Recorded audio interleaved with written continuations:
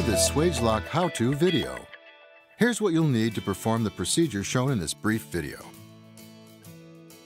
2 open-ended wrenches, or 1 open-end wrench and a vise, a Swagelok gap inspection gauge, a marker. The Swagelok tube adapter is designed to complement the Swagelok tube fitting and allow fitting-to-fitting connections. It connects to a Swagelok tube fitting in much the same manner as a tube fitting connects to tubing. This video focuses on the manual assembly of the 1-inch and under tube adapter. Swagelok tube adapters can help eliminate difficult alignment problems and reduce inventories. Install the end connection opposite the tube adapter first. Insert the tube adapter into the Swagelok tube fitting. Make sure that the tube adapter rests firmly on the shoulder of the tube fitting body and that the nut is finger tight. Mark the nut at the 6 o'clock position.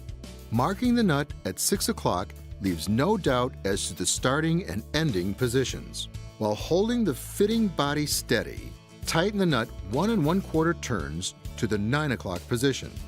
For 1/16, 1/8, and 3/16 inch and 2, 3, and 4 millimeter tube fittings, tighten the nut 3/4 turn to the 3 o'clock position. Tube adapters 1 inch and under are gaugeable using the Swagelok gap inspection gauge. On initial installation, the Swagelok gap inspection gauge assures the installer or inspector that the fitting has been sufficiently tightened. To use the gauge, position it next to the gap between the nut and the body.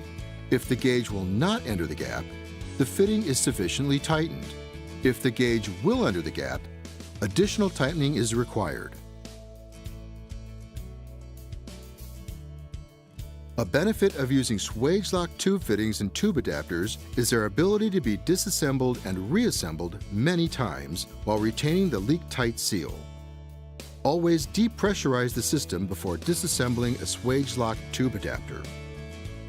Prior to disassembly, mark the tube at the back of the nut. Mark a line along the nut and fitting body flats. Use these marks to ensure that you return the nut to the previously pulled up position.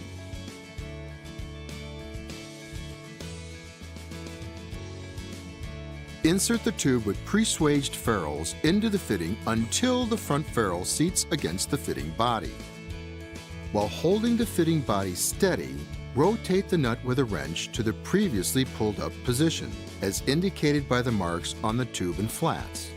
At this point, you will feel a significant increase in resistance. Tighten the nut slightly.